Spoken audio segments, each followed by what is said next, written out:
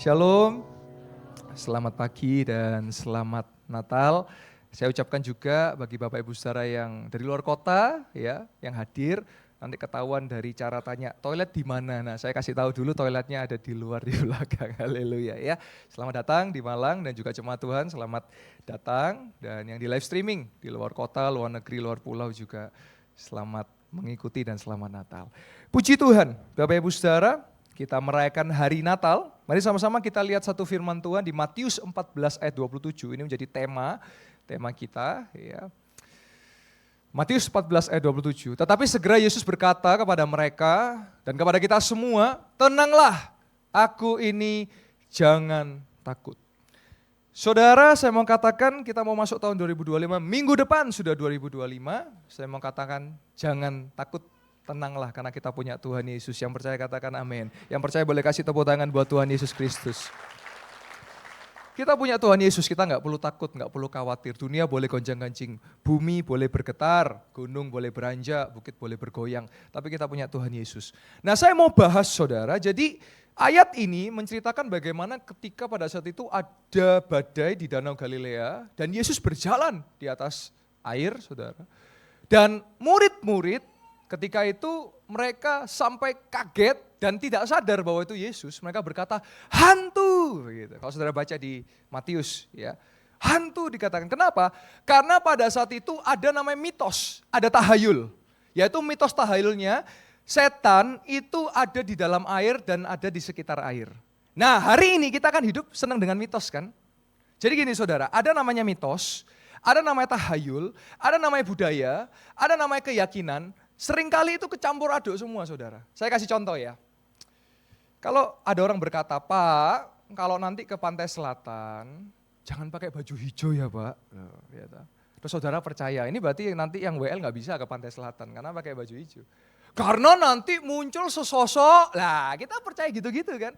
Saya mau katakan secara logika bisa dijelaskan kenapa saudara kalau ke pantai jangan pakai baju hijau, itu ada penjelasannya. Kenapa? Karena pantai selatan arusnya deras, dekat dengan samudra. Kalau saudara renang, terus saudara amit-amit tenggelam, nyarinya susah karena baju hijau itu gelap. Itu loh penjelasannya. Tapi kan kita suka ya, kalau keluar rumah sakit jangan hari Sabtu, ya kan? Kalau buka toko jangan hari ini, hari itu. Kalau tanggalan jangan tanggal ini, tanggal itu. Kok orang Kristen masih percaya gitu toh? Saya mau katakan hari ini kalau kita di dalam Yesus, tenanglah, jangan takut. Yang percaya katakan amin. Mau saudara buka hari Kemis yang katanya jangan Kemis karena malam Jumat Kliwon. Pada malam Jumat Kliwon. Di dalam Yesus, Senin, Selasa, Rebu, Kemis, Jumat, Sabtu, Minggu semua harinya Tuhan. Yang percaya katakan amin. Kasih tepuk tangan buat kemuliaan nama Tuhan. Karena ada lagu berkata, hari Senin, hari Selasa, harinya Tuhan, harinya Tuhan. Hari Rabu, hari Kamis, harinya Tuhan, harinya Tuhan. Hari Jumat, harinya Tuhan. Hari Sabtu, harinya Tuhan. Hari Minggu, semua hari, harinya Tuhan. Jadi saudara mau keluar rumah sakit hari Sabtu, kalau sembuh sehat dalam nama Yesus sembuh sehat saudara. Nah ini saya kasih contoh karena ada budaya, ada keyakinan, ada mitos, ada tahayul yang semua campur aduk. Kalau lewat gunung harus tekan bel 3 kali, kok mau dipeluk itu saudara? Saya pelayanan keliling gunung, gak ada ngebel, karena apa? Roh yang di dalam diri saya lebih besar dari segala roh dalam dunia ini. Saudara gak perlu takut dengan setan. Kalau saudara punya Yesus, setan yang takut dengan saudara. Karena saudara dipegang kuasa untuk mengusir setan. Nah saya perlu jelaskan ini kenapa? Karena di momen Natal ini, Yesus lahir. Terang dunia itu lahir supaya kita bisa menang atas gelap. Yang percaya katakan amin. Nah karena saya katakan ada budaya, ada sebuah cerita yang kalau momen Natal itu lebih muncul daripada Yesus. Itu yang saya sedih saudara. Ada seorang kakek-kakek tua yang suka bagi-bagi kado, siapa namanya? Sinterklas. Saya kasihan dia, anak kecil dari kecil sudah dikibulin sama orang tuanya. Nak, kamu kalau Natal coba minta kado apa? Sinterklas bisa kasih kado, hahaha. Naruh kaos kaki di depan pintu saudara. Ya, nggak tahu kaos kakinya bau apa tidak ya, yang penting ditaruh aja di situ. Tiba-tiba di kaos kakinya ada kado. Saya mau tanya siapa yang kasih kado? Ya kok bisa bilang Sinterklas? Jadi dari kecil anak sudah dikibulin. Sinterklas itu fiktif saudara. Kalau ada sejarahnya, ya ada. Tapi saya mau ingatkan saudara, Natal bicara kelahiran Yesus. Sedih ya, Natal kelahiran Yesus tapi yang dipajang di mana-mana fotonya Sinterklas. Dunia hari ini sedang menggeser Yesus. Tapi gereja mau ingatkan kembali, Natal bicara tentang Yesus. Kata Natal diambil dari kata natalitas, saudara, yaitu kelahiran. Orang berkata, Yesus kan gak ada, Pak. Yesus gak ada. Loh, kalau Yesus gak ada, hari ini kita hidup di tahun, di kalender yang titik nolnya adalah kelahiran Yesus. Kalau saudara tahu, ya ada Anno Domini, Anno Domini. Dalam bahasa Indonesianya Masehi. Dalam bahasa Inggrisnya Century. Kalau saudara tahu, sebelum nol itu before Christ. Sebelum Masehi itu apa? Anno Domini itu artinya apa, saudara? Anno Domini artinya tahun Tuhan kita. Di mana ketika Yesus lahir itu menjadi 0.0. Tahun 0, saudara. Berarti kalau kita melihat 2024 tahun yang lalu Yesus lahir. Lah kok orang bisa bilang gak ada Yesus? Padahal kalendernya itu titik nolnya kelahiran Yesus. Berarti saya mau katakan Yesus itu ada dan Yesus lahir. Kita boleh kasih tepuk tangan buat Tuhan Yesus. Berarti kalau Tuhan Yesus lahir dan Tuhan Yesus hidup, tenanglah dan jangan takut. Saudara, ada yang seringkali membuat kita takut. Apa? Yang membuat kita takut adalah masa lalu kita, saudara. Banyak orang terikat dengan masa lalu. Saya mau katakan gak ada manusia sempurna. Setiap orang pasti punya masa lalu yang gak baik. Tapi saya mau ingatkan hari ini, kita punya Yesus yang lihat ke depan, yang lalu sudah berlalu, saudara dan saya dari ciptaan yang baru.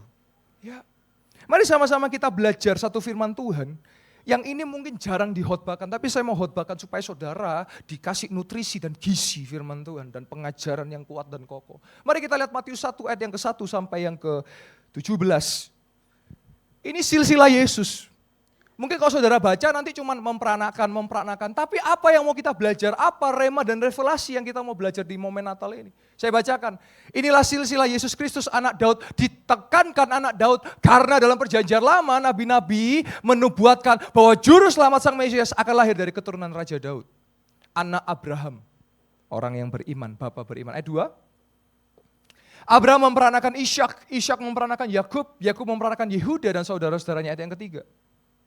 Yehuda memperanakan Peres dan Serah dari Tamar. Perhatikan, ada kata pertama Tamar, ini nama perempuan, nanti saya akan jelaskan. Peres memperanakan Hezron, Hezron memperanakan Ram, lanjut.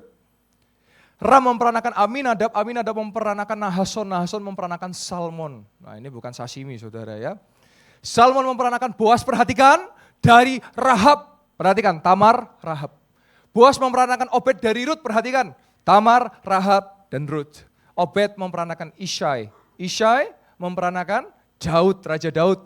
Daud memperanakan Salomo dari istri Uria. Ayat yang ke-7.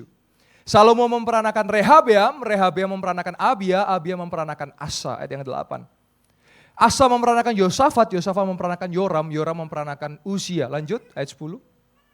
Uzia memperanakan, ya lanjut. Hizkia memperanakan Manasye, Manasye memperanakan Amon, Amon memperanakan Yosia. Ayat 11.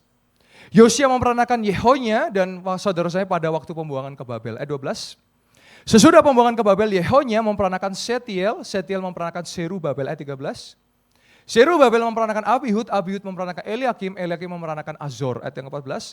Azor memperanakan Sadok, Sadok memperanakan Akim, Akim memperanakan Eliud. Lanjut. Eliud memperanakan Eleazar, Eleazar memperanakan Matan, Matan memperanakan Yakub. Lanjut. Yakub memperanakan Yusuf, perhatikan, suami Maria. Yang melahirkan Yesus yang disebut Kristus. Ayat 17. Jadi seluruhnya ada 14 keturunan dari Abraham sampai Daud, 14 keturunan dari Daud sampai pembuangan ke Babel, dan 14 keturunan dari pembuangan ke Babel sampai ke Kristus. Itu bukan kebetulan saudara, tetapi angka itu berbicara tentang sesuatu yang sempurna akan kelahiran Yesus. Nah saudara saya akan jelaskan, saudara saya adalah hamba Tuhan yang akan mengingatkan, kalau dengarkan firman jangan main HP saudara, HP bisa di rumah. Ya, karena sekarang waktunya kita dengar firman, TikTok, Instagram masih nanti, saudara. Kita mau firman, baca firman, dengar firman. Nah, di situ ada disebutkan nama 4 wanita dan 1 istri Uria. Saudara, kita perlu tahu bangsa Yahudi atau bangsa Israel itu penganut patriarki. Apa itu patriarki? Yang mendahulukan pria dibanding wanita. Jadi kalau ada ya wanita yang disebut namanya berarti dia spesial. Contoh ada satu hakim-hakim namanya Deborah, yang lain laki semua saudara. Karena mereka menganut patriarki. Tapi ada satu yang mereka anut namanya adalah matrilineal. Artinya apa? Saudara kalau lahir dari perempuan Yahudi, saudara tetap dianggap orang Yahudi. Walaupun campuran, tetap Yahudi. Beda dengan kalau kita biasanya kan dari yang laki, dari yang suami atau dari bapak yang meneruskan keluarga. Tapi kalau orang Yahudi, ibunya pun sudah dianggap bisa anaknya adalah keturunan Yahudi. Nah saya mau bahas dulu siapakah wanita pertama yang disebut ayat yang ketiga. Yaitu Tamar, saudara. Siapa Tamar? Tamar bukan orang sempurna. Tamar itu adalah menantunya Yehuda. Jadi ini hubungan, boleh ditampilkan ayatnya? Jadi ini adalah hubungan incest, saudara. Saudara tahu incest? Serangga itu, saudara. Oh itu insek, saudara ya. Incest ini hubungan keluarga. Nah ceritanya Tamar itu punya suami mati. Punya lagi adik iparnya mati. Jadi kalau orang Yahudi itu menganut kalau suaminya meninggal dilanjutkan adik ipar atau kakaknya. Dilanjutkan lagi. Nah mati semua, gak punya keturunan toh. Akhirnya dia menjadi apa saudara? Menjadi wanita, saya sebut wanita sundal. Dan berhubungan dengan mertuanya sendiri saudara. Jadi dia bukan wanita yang baik-baik. Tapi dia dicatat di situ, Tamar. Siapa lagi? Yang kedua, siapa Rahab? Ayat yang kelima. Siapa Rahab? Rahab adalah perempuan juga perempuan sundal. Jadi saudara, dahsyat ya Tuhan kita. Yang lalu tidak dilihat dia pakai orang-orang yang tidak sempurna saudara. Siapa lagi? Ruth. Siapa Ruth?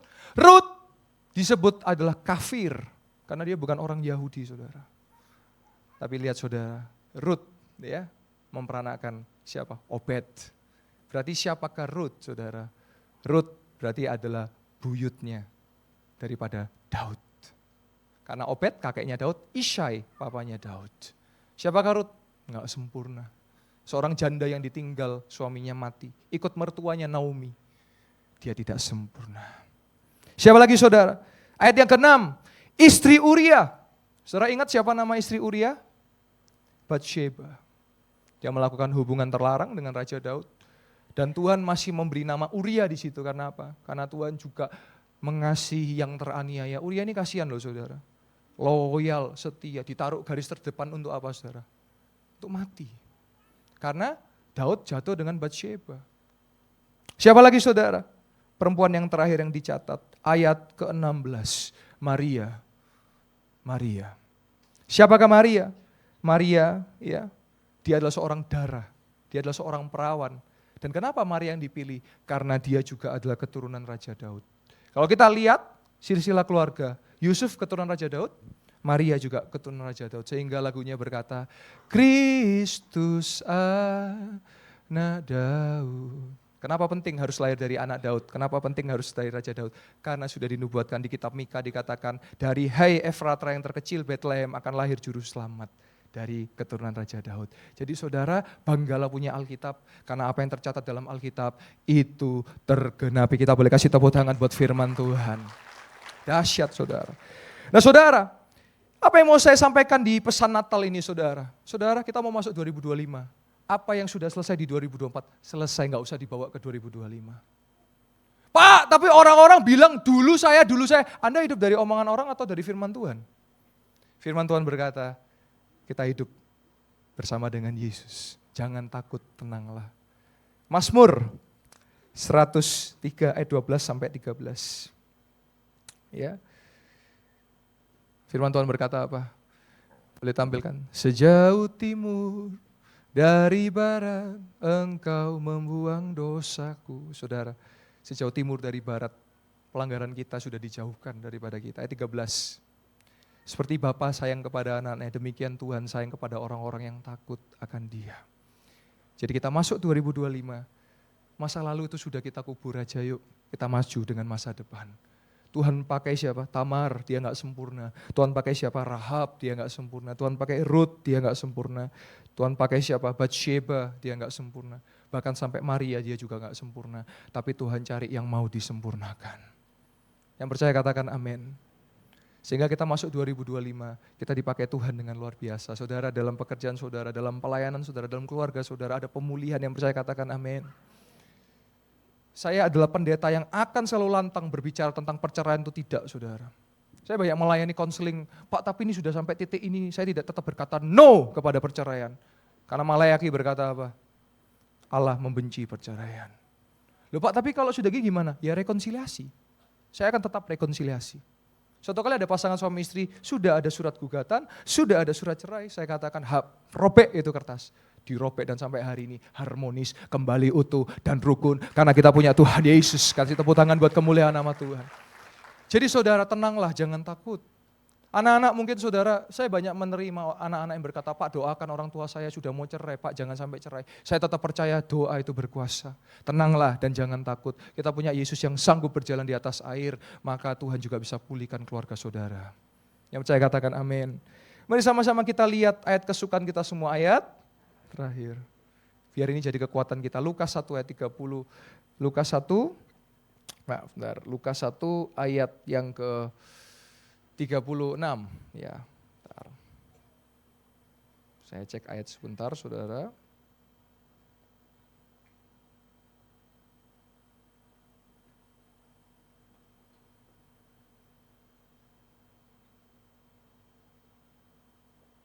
Ya, Lukas 1 ayat yang ke-37.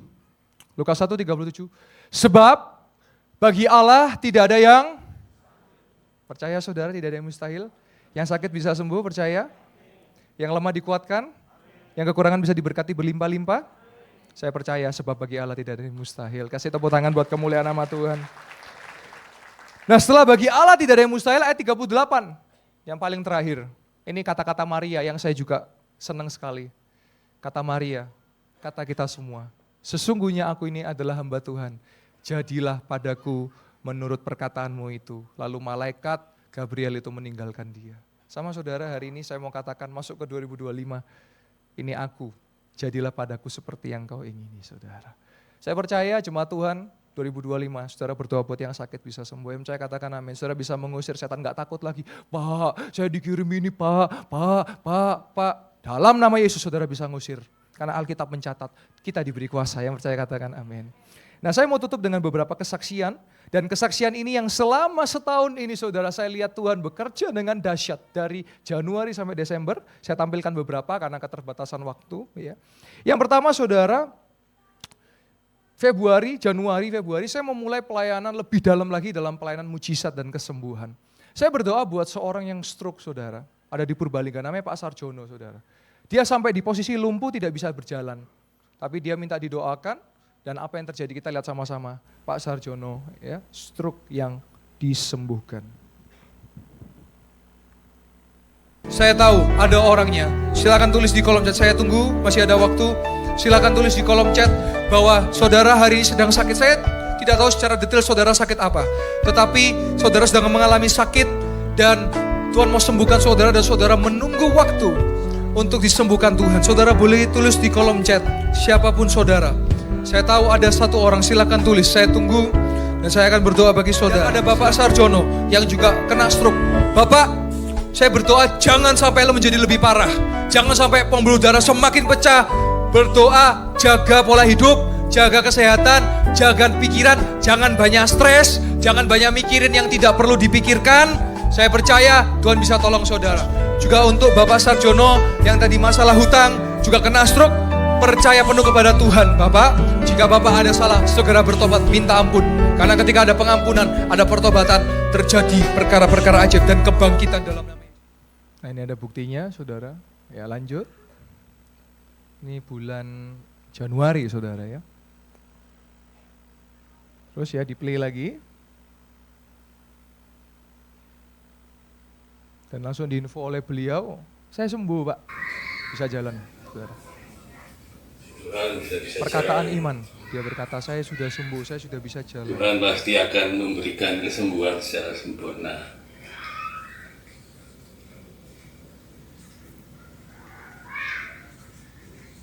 Kami percaya mujizat pasti terjadi. Amin. Shalom, Jemaat Betani Star Malang, puji Tuhan, saat ini saya bersama dengan Bapak Sarjono di Purbalingga, Jawa Tengah. Dan puji Tuhan Bapak Sarjono disembuhkan sempurna, dan ini buktinya kita jalan sama Pak Sarjono ya, yang sebelumnya tidak bisa berjalan, sekarang bisa berjalan dan tangan kirinya juga bisa diangkat ya Pak ya. Bahkan tadi saya bersama-sama tadi menggotong motor. Saya percaya mujizat Tuhan ada, kesembuhan yang sempurna, dan mujizat terus terjadi dalam nama Tuhan Yesus Kristus. Tuhan berkati ya Pak ya. Iya. Puji nama Tuhan, saat ini saya ada di Purbalingga, di tengah-tengah keluarga Bapak Sarjono yang sempat stroke. Hari ini sudah bisa, bahkan bisa jalan, bisa naik motor nih bersama dengan Ibu Sarjono juga. Wah, bisa naik motor. Puji Tuhan. Puji Tuhan. Wah. Sempurna daripada Tuhan, bisa kembali naik motor, dan tadi sempat juga digotong motornya saudara-saudara. Wah, puji Tuhan. Ibu ikut, silakan Bu. Nah ini Bapak Sarjono dan Ibu Sarjono yang sempat tidak bisa jalan, sekarang bahkan bisa gotong motor Bapak Ibu saudara. Ini keajaiban, mujizat, jadi berkat bagi banyak orang. Saya percaya Pak Sarjono juga dipakai Tuhan dalam pemberitaan firman, juga semuanya Tuhan kembalikan sempurna. Haleluya. Puji Tuhan. Ya. Puji Tuhan, Tuhan Yesus baik saudara-saudara. Ini di Purbalingga saudara, Jawa Tengah. Puji Tuhan. Kita boleh kasih tepuk tangan buat kemuliaan nama Tuhan. Ini menjadi saksi saudara, tidak ada yang mustahil bagi Tuhan. Tidak ada yang mustahil bagi orang yang percaya. Sejatinya ada banyak tongkat, tapi beberapa memang diminta lagi sama orangnya, ya mungkin kenang-kenangan atau sebagainya. Tapi ada beberapa yang memang juga saya bawa, saya taruh. Nanti di gedung baru akan lebih banyak lagi peralatan-peralatan orang yang pernah sakit menjadi sembuh. Saudara, lanjut lagi di PowerPoint saudara, saya pernah mendoakan seseorang yang jadi bisu karena kuasa gelap saudara. Jadi kerasuk oleh kuasa gelap. Kita boleh lihat di PowerPoint-nya boleh disiapkan di slide pertama. Ada dari Kalimantan saudara, ini bulan Februari juga. Rian Okta, usia 23 tahun, nama laki-laki dan nomor HP dan alamat saya sensor saudara, dari Kalimantan Tengah. Jenis gangguan roh jahat, kepala, ulu hati, sakit seperti dicocok, penglihatan kosong, pikiran kacau, lamanya sakit 4 tahun, 2020, dan besok mau ketemu di Malang, datang ke Malang. Ini fotonya, kalau saudara bisa lihat, dari ekspresi pertama saudara bisa tahu apa kondisi orang ini. Diajak ngomong nggak nyambung, saya doakan dari jam 12 siang sampai jam 6 malam. Kenapa 6 jam? Karena katanya kalau jam 6 manifestasi dan memberontak begini sebagainya saudara. Tapi puji Tuhan kita lihat jam 6 malam, selesai udah ngasih jempol, saya ajak potong rambut dan saya ajak makan malam saudara. Dan kita lihat selanjutnya, saya dapat kabar mereka sudah kembali ke Kalimantan. Puji Tuhan, Rian sudah sembuh dalam nama Tuhan Yesus. Kita boleh kasih tepuk tangan buat kemuliaan nama Tuhan. Dan kemarin saudara bisa lihat, bulan November sudah nonton bola saudara, udah bisa ngomong lancar. Bulan Desember kemarin, Natalan saudara. Kita boleh kasih tepuk tangan buat kemuliaan nama Tuhan. Di tempat ini mujizat terus terjadi. Saudara, ada satu kesaksian selanjutnya.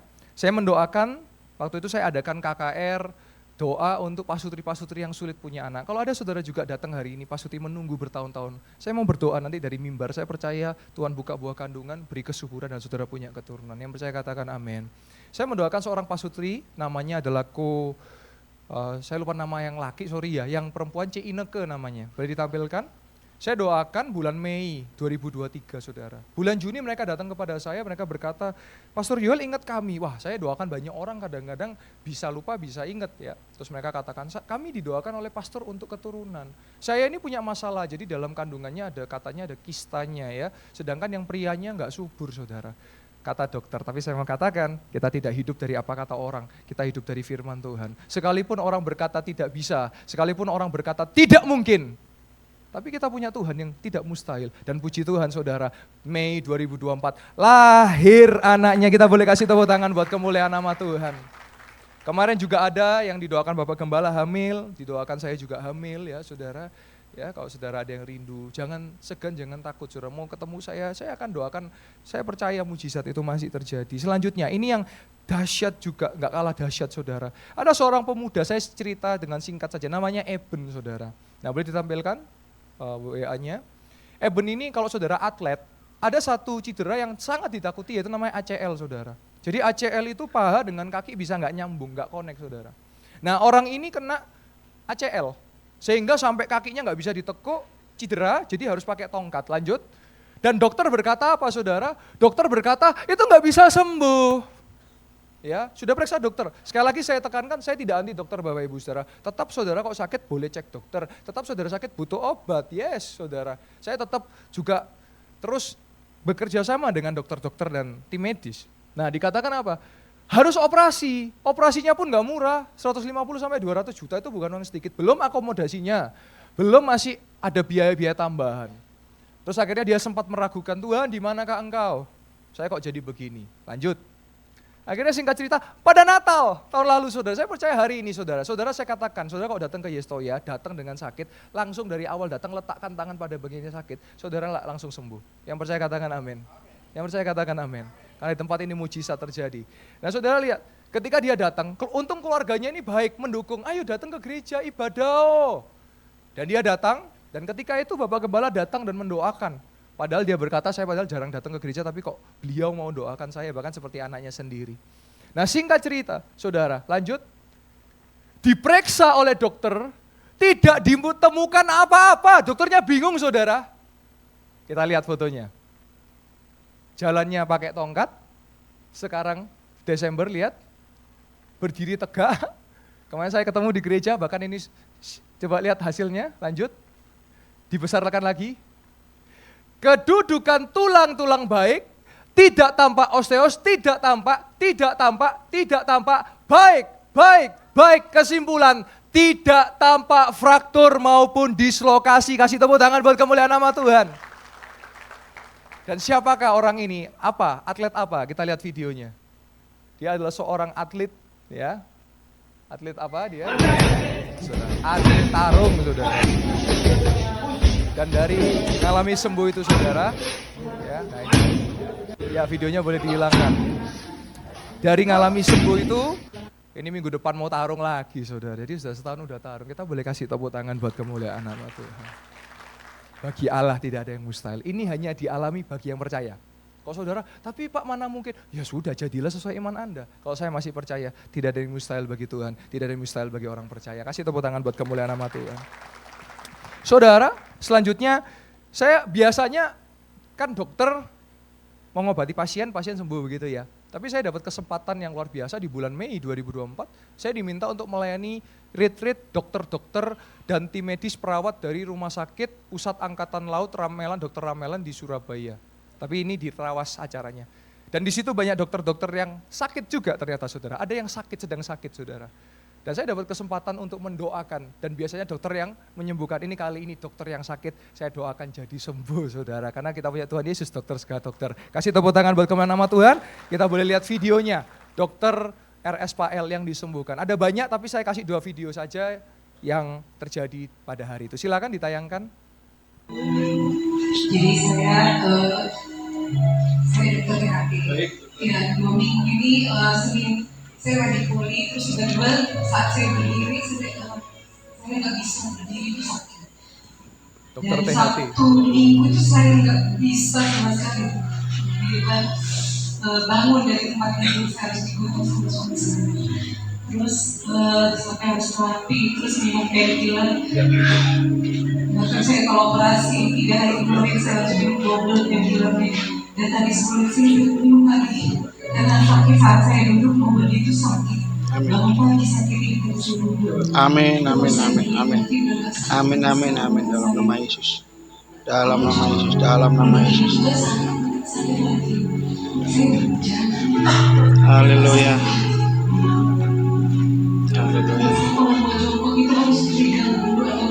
Ini mau coba jongkok dokter, coba jongkok ya. Haleluya. Beri kemuliaan buat Tuhan Yesus. Haleluya. Siapa yang menyembuhkan dokter? Amin.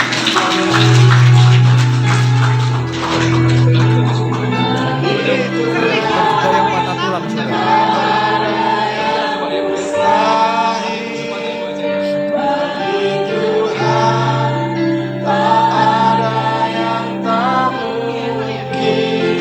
Mujizatnya sediakan bagiku, ku diangkat dan dipulihkannya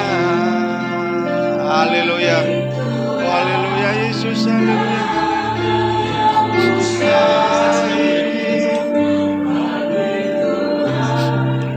Tak ada yang Sebelumnya apa yang dialami terus sekarang alami apa, silakan. Saya kan pernah jatuh. Saya kan kasih terapi juga patah tulang. Waktu kurang patah tulang. Jadi semua aktivitas saya berusaha normal kembali dan selalu saya lakukan dengan pelan-pelan dengan rasa sakit saya tahan.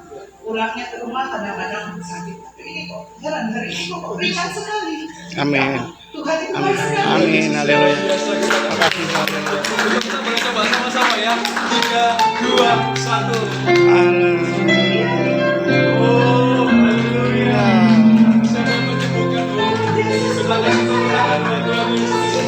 Haleluya. Kita boleh kasih tepuk tangan buat Tuhan Yesus.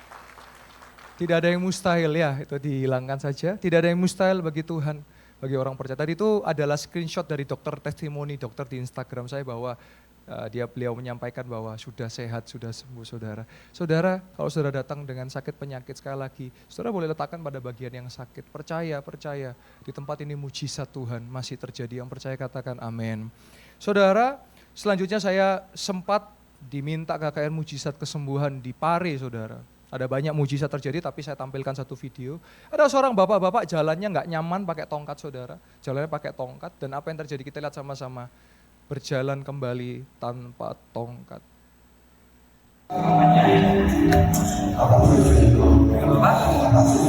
Bapak Susono, sebenarnya Bapak kalau jalan harus pakai tongkat, betul Pak ya? Ya. Kenapa Pak harus pakai tongkat? Ya dari sini sudah hampir 5 tahun. Hampir 5 tahun. Sebelah kiri. Sebelah kiri. Akhir-akhir ini tambah sebelah kanan. Sebelah kanan. Ya. Kalau jalan naik, misalnya bergerak kanan kiri. Tapi malam ini Pak, apa gimana? Malam ini ya lumayan jalan untuk naik sudah lancar. Lancar ya? Saya boleh bawa tongkat ini kemana ya Pak ya? Boleh nggak kita jalan lagi ke atas? Kita boleh kasih semangat ya?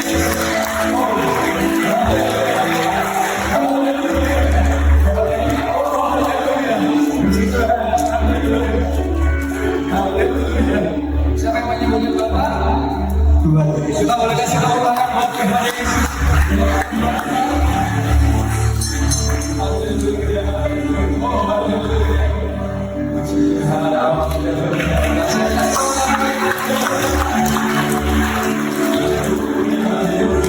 Kita boleh kasih tepuk tangan buat kemuliaan nama Tuhan. Haleluya. Saya masih percaya mujizat terjadi saudara dan terus akan terjadi. Saudara, saya tutup dengan kesaksian terakhir. Saya boleh undang pemain musik worship leader kembali. Kemarin saya dapat kabar, setiap hari itu saya puji Tuhan dapat kesaksian-kesaksian. Kemarin ada seorang jemaat Tuhan dinyatakan clear dan sembuh dari kanker. Kita lihat screenshotnya saudara. Saya bacakan, ini setahun ya. Jadi saudara saya katakan waktu Tuhan yang terbaik. Ada yang langsung instan, ada yang seminggu, ada yang 2 minggu, ada yang setahun. Saya bacakan. Namanya Pak Adi Wijono. Shalom Pak Adi. Ya. Dia mengalami kanker saudara. Ya, saya doakan. Terus lanjut kesaksiannya. Menyambung kesaksian saya yang lalu setelah melewati operasi 10 kali kemo, terapi pemasangan kolostomi bag, semua alat di rumah sakit sudah saya lalui dan Koyoel miracle happen. Tuhan Yesus luar biasa. Hasil PAT scan saya kemarin sudah dinyatakan clear. Saya sudah bersih dari kanker yang sebelumnya saya alami. Ini kado terindah di hari Natal. Panjang sekali kalau saya saksi lewat WA. Ya, mujizat pengobatan 1,5 tahun yang saya lakukan bersama Yesus. Kalau ada kesempatan, saya mau bersaksi kepada jemaat. Nah, ini saya beri kesempatan dan nanti akan dilakukan operasi untuk mengembalikan usus. Ya, lanjut. Nah ini, kembalikan usus dan terima kasih. Semuanya juga berhasil, ya, Harvest Team Cell-nya juga berhasil. Dan ini angka terbaik selama karir dia sebagai dokter darah. Saya yakin semua campur tangan Tuhan Yesus dan kita boleh kasih tepuk tangan buat Tuhan Yesus. Haleluya. Tidak ada yang mustahil bagi Tuhan, bagi orang percaya.